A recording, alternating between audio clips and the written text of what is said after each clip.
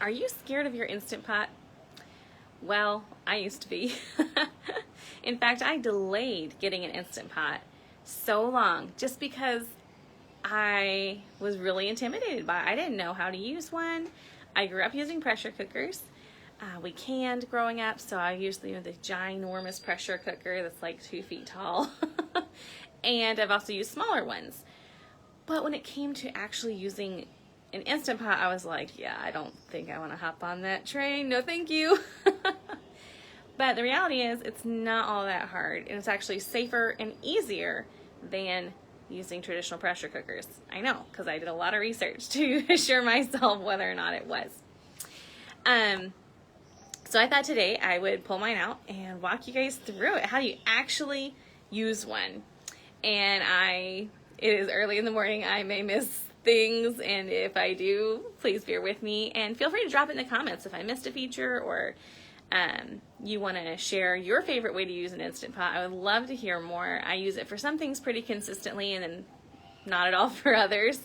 For instance, I've never made a cheesecake in my Instant Pot, although the friend who gave it to me said they did, and that they absolutely loved it. So I am out here on my porch because, again, early in the morning over here in Taiwan, and the rest of my family is asleep. So let's see here. Let's take a look. Here is my Instant Pot sitting out here on my washer. That's all the hot water heater pipes back there. Don't worry about those. So the Instant Pot is basically just a pressure cooker, and it has a lot of other functions, which is pretty cool. You can see it will slow cook. It can saute, which is you can have the lid off and cook in your pot before you start to pressure cook or before you start to slow cook. The challenge with sauteing is that it can kind of leave some residue on the bottom that'll easily get you a burn signal, so you just have to be sure you really deglaze the bottom by adding extra water and really making sure nothing is stuck. And if something does burn, the pot's really good at telling you and shutting itself off so you don't ruin your meal completely. But yeah, that would be the best thing, to really make sure you add enough water, really scrape off the bottom after you saute your onions for chili before you add everything else in, for instance. All right, just run through the features of the Instant Pot, and a lot of these are really similar pots. If it's not Instant Pot, that's okay. It plugs in here at the back.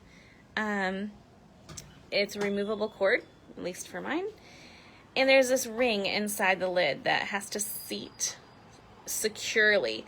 Otherwise, like if it's up like this and outside of this metal loop, it won't seal right. And I had that happen one time, and I did end up burning my chicken because it just never got under seal, and it just kept cooking and cooking, trying to get up to pressure. Now, the first time I cooked anything with tomatoes, this ring turned orange. And it was only very recently I discovered that you can get a replacement ring for as little as $10 on Amazon. So I got a replacement ring for if I want to do something that maybe I don't want a tomato and chili smelling ring. And I haven't really needed it yet, but I have it as a backup. Inside, there's this removable pot.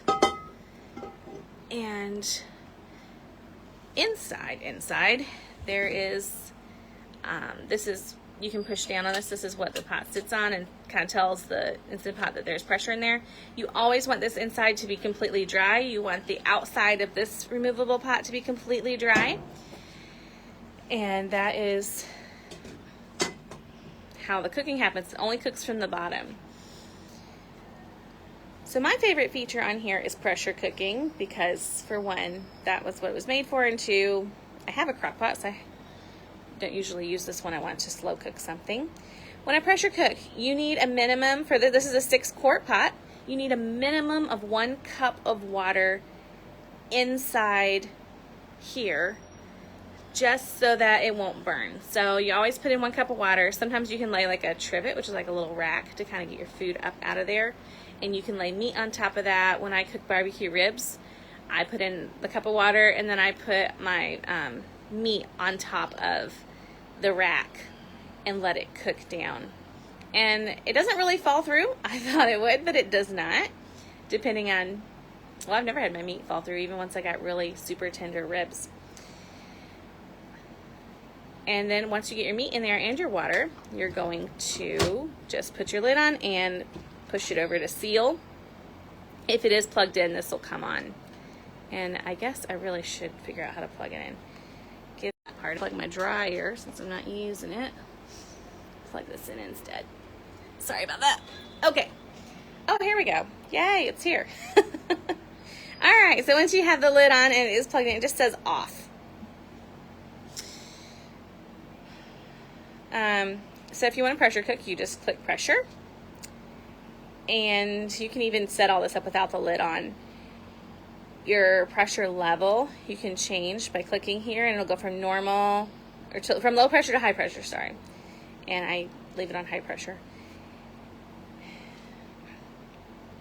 You can change your time, and there's an insert that comes with your pot, or you can Google it. They have loads of extra, stop, please don't turn on. There's loads of extra times that are loads of example times, so you can know exactly how much time. It'll say, oh, for beans, if they're dried beans, here's how long you should cook it. If they're, soaked beans, here's how long. If it's chicken breast, here's how long. And I find, at least for the Instant Pot, a lot of those times are slightly on the low side. That's okay. You can adjust as you use it. It has a leave it on. Okay. Sorry about the internet. It has a keep warm feature. It will stay warm for about 10 hours, I believe, after you finish cooking. So if you don't want to choose pressure cooking, so this is on, and once it gets up to pressure, then it will start counting down those 15 minutes I had on there. So I'm going to go and cancel that out. If you want to delay your start, you can do that too. You click whatever settings you want. If you want to slow cook, you click that, and then you can delay your start, and you just see how long you want to delay it by. You do 6 hours. You could say, oh, well, I'm kind of busy, but you need dinner to start cooking in 2 hours. Great. It'll flash for about 10 seconds, and then it will start counting down. When it finishes counting down, it'll start your cooking process. As I was saying, if you don't want to pressure cook and you're not sure how much time, it has all these really cool things. You can just choose. If you want it to be a soup, if you're cooking a soup, you can just kind of go with that automatic setting. If you're doing like a meat stew, sorry, I have a cold. Excuse me. Or if you're doing poultry, rice, multi-grain, porridge, you can just choose whatever setting. So sorry. Whichever setting you want. Oh, I am so sorry about that. Our whole family has colds right now, so that's just grand. Anyway, this will take some of the brain work out for you. It's just like on a microwave.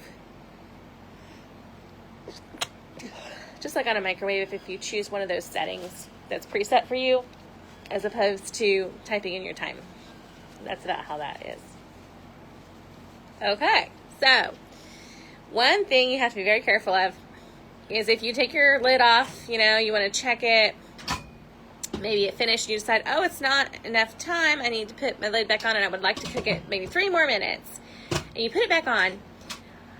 If this is wet, and if that ring is wet, it won't seal back up. And that was what happened to me when I did my chicken. It didn't seal back up, and it just kept trying and trying to pressurize, and I ended up burning my chicken because it didn't come up to pressure. So if you do that, you can either swap to a new ring, or you can just dry it off really, really good. When you pressure cook, this is the little, it's a little weight, and that's what gives the pressure. Okay, I keep cutting out here. All right, you set it to venting if you want to slow cook or steam or something like that, and you set it for sealing if you would like to pressure cook. And once it starts to get pressurized, this little silver thing will come up and be flush on top. And that's how you know it's under pressure. And then whenever you're ready to release the pressure, you just kind of use a very long-handled spoon or something to push this to the side, and a billow of steam is going to come out. Okay, a billow of steam will come flying out, and you've just got to stay far back. Or if you would like to, they call it natural release, you can just leave it, and eventually the pressure will drop by itself if you leave it sealed. One last feature which I want to talk about is the slow cooker. And if you want to slow cook, you leave it on venting, as we talked about there. And let's go ahead and select slow cooking. So you can choose the pressure. Let's see. If you push again, you can go from less to normal. Normal is like medium on a crock pot, and more is like high on a crock pot. Now, because it only heats from the bottom, you do have to adjust your times a little bit.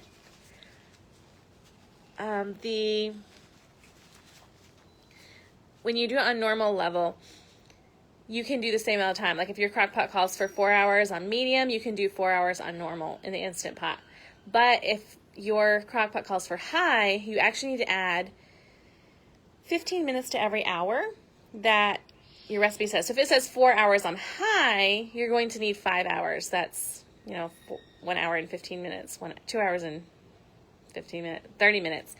So you add 15 minutes for every hour. It says just because this only heats from the bottom, it doesn't heat from all the way around. So it won't be quite as hot or as effective as the crock pot if you need to heat on high. So you just need to add a little bit more time because it's only heating from the bottom, not all sides.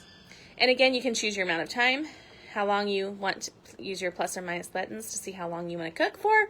You can choose if you want to keep warm or not, and just let it sit, and it is going to cook for you.